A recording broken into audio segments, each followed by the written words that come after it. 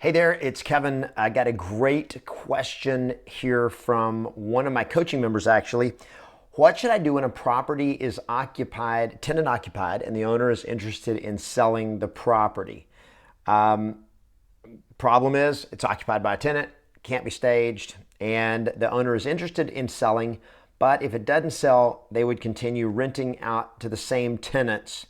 When I asked him about his motivation, he said it is high. It's an expired listing. So, what do you do when you have a tenant occupied property and the people want to sell the property? So, number one, it's an expired listing. The most important thing always, always, always, forever is motivation. Why do they want to sell? How high is his motivation? He says it's high. Well, high is relative, right? How high is your motivation to make $1 million? Well, it's high. Well, how high? Are you willing to do whatever it takes, or is that just a big wish? So first thing you got to decipher or determine is how strong is the motivation? Why are they wanting to sell? What are they going to do with the money? Are they making money on the property? Are they losing money? Are they breaking even? Do they have other plans for the equity? Is there equity?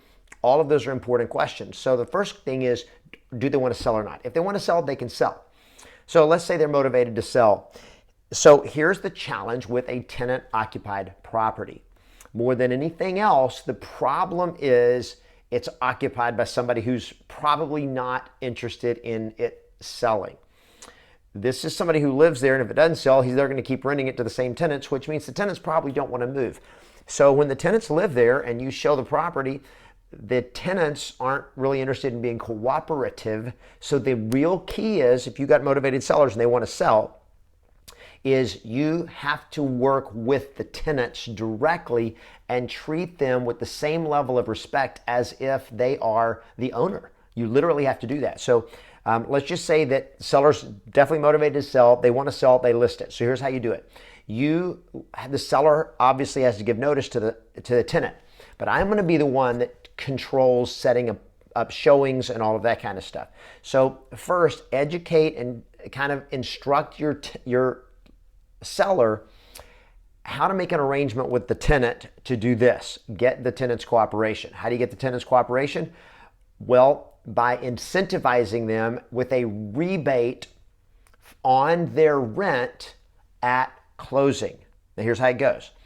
That the seller requests that the tenant, and the tenant, unless the lease is somehow written weird, otherwise, the tenant has to cooperate. They have to allow the property to be shown typically and so forth. So the landlord, the seller, has to give notice to the tenant, and the tenant is supposed to cooperate. The tenants don't really cooperate. They may not be there, but they don't make up their beds. They don't clean the kitchen. It's a mess. It stinks. There's a dog, whatever it is. So what needs to happen is the seller agrees to reimburse or to rebate the tenant for a portion of the commission. So let's just say it's $1,000 a month rent, and they agree at closing from the time the property is listed until it is no longer showing. However long that is, they're going to rebate them 30%, 40%, 50% of the rent at closing. Now the seller should never tell the tenant, well, while it's on the market, you only have to pay me $700 a month in rent. Because then the tenant's going to pay $700 of rent and the place is still going to be ugly.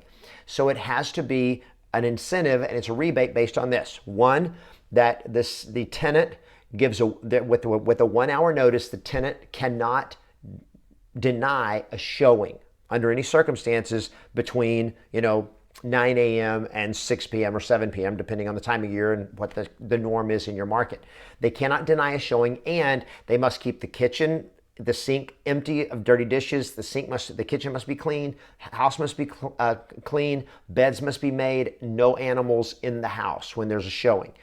That's got to be the case. If the feedback comes back from an agent that the property was a mess, or the tenant was asleep in the bed, or somebody was watching television, or whatever like that, then there's no rebate, or that now you got to have a conversation. Now, that's the leverage. Your job is now to have a conversation with the tenant to say, look, I know this is a pain in the neck for you. And I talk to him, I say, so first, as you know, the sellers are in the process of selling the property. They've hired me to help. but I also know it's where you live. And so I really want to be respectful of you, and I want to work directly with you to make this as smooth and easy for you as possible. If you treat the tenant like they're the enemy, like they're a nuisance or they're a problem, they're going to be a nuisance and a problem. But if you treat them with respect and with dignity as if they are a major player in the success of this transaction, and you collaborate with them, then they're going to be more likely to be respectful and cooperative. So you got to treat them with that respect and say, look, so here's what we need to do is we've got to set up the best way for showings to happen so that the house shows well, and that you guys are able to know it's coming and be prepared, and have you not be so that nobody's here, because the house, nobody needs to be here when buyers come, when the house is shown. So we need to set that up, and I can do either a 30-minute notice or a 1-hour notice, which would be better for you. 1-hour notice, okay, perfect. And it's only going to show between like 9 o'clock in the morning and 6 o'clock in the evening, or 7 or whatever. And that's totally legit. It's totally fair. If there's a pet, you got to deal with the pet and ask them how they're going to take care of the pet if there's a showing and so forth. The key is, number one, seller motivation. Number two, getting the tenant cooperation. And you have to understand, a tenant-occupied property tends to not show as well, so it tends to not sell as well. Now, there's one exception, and that is if the property is a great rental property and it could sell for as much to an investor who would keep it as a rental property. In that case, you just need the house to look good and the tenant can stay and so forth. On the other hand, one other thing, really important, find out by talking to the tenant, once you get the listing, why don't you guys buy the property? And there's a lot of times they are like, we've thought about it, we've talked about it, I don't know if we can qualify or whatever. Well, let me tell you what, let me hook you up with my lender. Let's have a conversation. Let's just take a look and see what it would take for you guys to be able to own this property. And then you wouldn't have to move, and you would own it. And so every month you'd be paying yourself and building equity rather than paying somebody else. And there's a lot of situations where the tenant will actually end up being the buyer. You just double-ended the transaction. So use common sense, be respectful of everybody, straightforward conversations, tell the truth, and stay on top of everything. And if the sellers are motivated and you work well with the tenants, it'll always work.